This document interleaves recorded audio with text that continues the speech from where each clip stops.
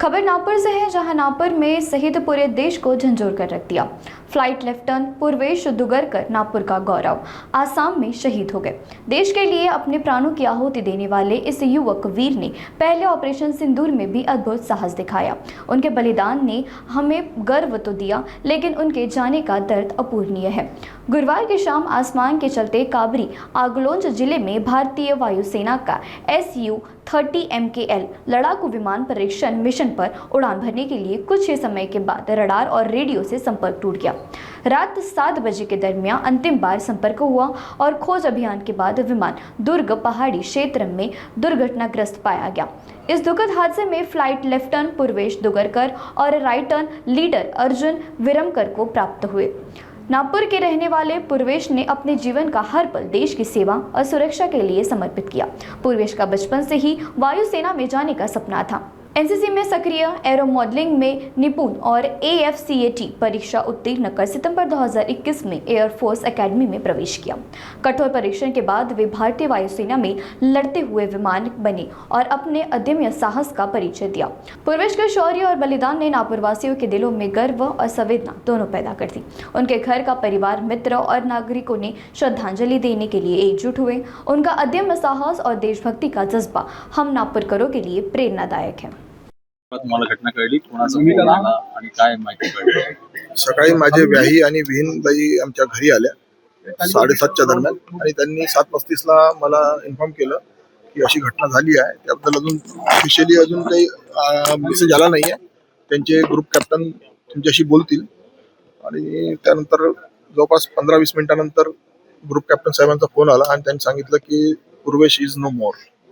त्यांनी ते एकदम आमच्यासाठी खूप मोठा आघात होता आणि ज्या कारणासाठी तो देशसेवेच्या म्हणजे त्यांनी एक विडा घेतलेला होता 8व्या वर्गापासून की मला एअरफोर्सलाच जायचं आहे आणि फायटर पायलटच बनायचं आहे, ते त्यांनी त्याच्या मेहनतीने ते अचीव केलं आणि देशाची सेवा करता करता आज तो या जगात नाही। ही फार दुःखद घटना आहे माझ्यासाठी। लहानपणापासून त्याची इच्छा होती, 8व्या वर्गापासून त्याची खूप इच्छा होती की त्याला एअरफोर्सला फायटर पायलटच बनायचं आहे आणि ते त्याचं स्वप्न होतं। तसं मुलीचं स्वप्न होतं की तिला IIT मुंबईलाच जायचं आहे, तसंच याचं एक स्वप्न होतं की नाही मला एअरफोर्सलाच जायचं आहे।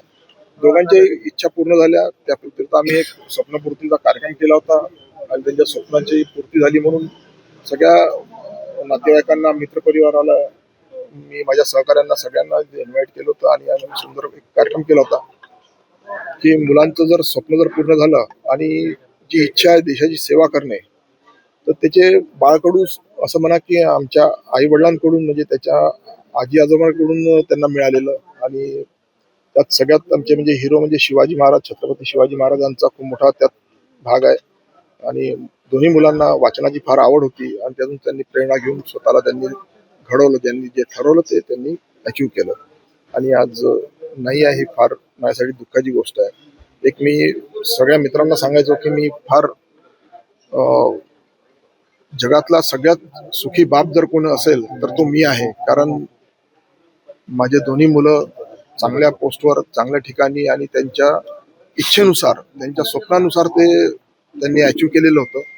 त्यामुळे माझ्यासारखा म्हणजे ज्याला आपण संयमी म्हणा किंवा समाधानी वडील त्या नात्याने मला फार अभिमान होता माझ्या मुलांचा। पण आज त्या गोष्टीचा मला फार दुःख होत आहे की त्याची जी दुःखद घटना आणि दुःखद समाचार इथपर्यंत पोहोचला, त्याबद्दल मी वरच्याला मी प्रार्थना करतो। तर शेवटचं बोलणं कधी झालं होतं? शेवटचं माझं परवाच्या दिवशी बोलणं झालं होतं। कौटुंबिक आमचं जे ग्रुप डिस्कशन ग्रुप चालायचा व्हॉट्सअपवर, ग्रुपमध्ये आम्ही बोलायचो, मुलगी, जावई, मुलगा, आम्ही सगळे मिळून त्यात आपल्या नेहमीच्याच रुटीन गोष्टी बोलायचो।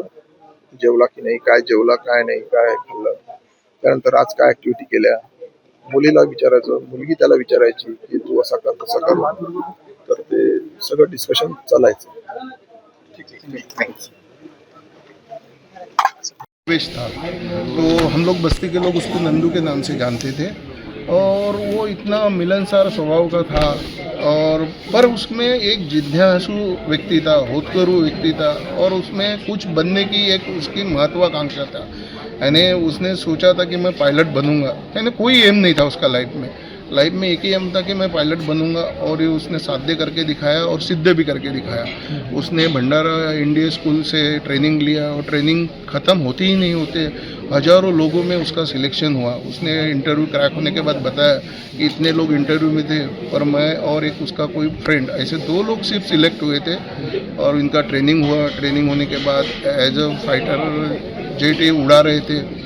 और इसका अभी पाकिस्तान के साथ जब वार हुआ तब भी उसने फ़्लाइट उड़ाई थी, तो वो फ़ोटो शेयर करता था कि मैंने आज ये फ़्लाइट उड़ाई।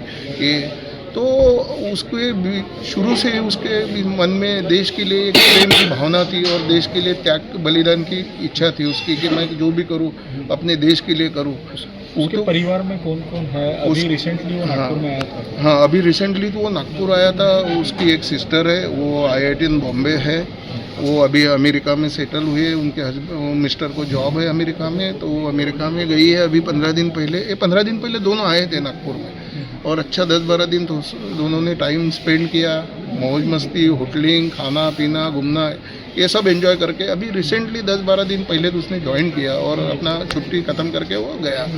अब मेरे को लगता है कि अभी पूर्वेश के पिताजी क्या करते थे और 2 साल पहले उन्होंने कोई प्रोग्राम ऑर्गेनाइज। पूर्वेश के पिताजी रेलवे में लोको पायलट थे, वो भी ट्रेन चलाते थे। मैं खुशी की बात यह है कि पापा ने ट्रेन चलाया और बेटे ने फ्लाइट चलाया, यानी बोलते ने बाप से बेटा सवा शेर वाला वो फार्मूला हमने पूर्वेश ने करके दिखाया। और 2 साल पहले उनके पिताजी ने स्वप्न पूर्ति सोहरा करके एक कार्यक्रम लिया था अमृत भवन नागपुर में, और हज़ारों लोगों को उन्होंने बुलाया था खाना पा। और पूर्वेश के पीछे, उनके परिवार के पीछे जो दोस्त मित्र थे, जो टीचरगण थे, जो आप्त संबंध थे, सबको इन्वाइट किया था, सबको फेलिसिटेट किया। तो इतना सुंदर कार्यक्रम था, यानी हमारे लाइफ में इतने कार्यक्रम हमने अटेंड किए, पर स्वप्न पूर्ति सोहरा ये कार्यक्रम हमने पहली बार देखा। और जो उनके पापा ने बच्चों के सक्सेस पे किया तो बहुत बड़ी बात। पर आज ये सुबह हमको दुखद घटना का न्यूज़ आई है, तो पूरी बस्ती मतलब शोक में है। हम लोग सब शोक में हैं, खाना पीना की किसी की इच्छा नहीं है। उसके पिताजी जवाब दे दे के थक गए हैं। उसकी माताजी का इतना मतलब ये है, वो इकलौता लड़का था, कुल का चिराग था, अभी उसकी शादी भी नहीं हुई थी। यानी वो स्वप्न पूर्ति से ऐसा लगता था कि हमारे लिए पूर्वेश एक पूर्व है हमारे लिए। वो शहीद, देश के लिए वो शहीद हुआ, ठीक है, पर मेरी एक गवर्नमेंट को एक विनंती रहेंगी कि क्या वो फ्लाइट उड़ाने लायक था जो फ्लाइट उनको दिया गया। ये पूरे मामले की जांच होनी चाहिए। ये मामले की जांच होना चाहिए। अभी कुछ दिन पहले अजित पवार जैसे मुख्यमंत्री की भी ऐसी घटना हुई, तो ये हमारा भी एक सपूत था। देश के लिए शहीद होने में वो तो कभी नहीं डरता था शहीद, पर जहाँ हमको और खुशी होती कि भाई चलो वार में वो गया तो खुशी, पर ये कोई वार नहीं था ये फ्लाइट में। और ये तो हमको ऐसा लगता है कि 100% वो गलती पायलट की नहीं है, ये गलती फ्लाइट की है। तो गवर्नमेंट ने ऐसे फ्लाइट उड़ाने के पहले उसकी जांच होनी चाहिए, तभी वो पायलटर को और यंग लड़कों को ये सुसाइड बॉम्बर के साथ नहीं भेजना चाहिए। ये मेरा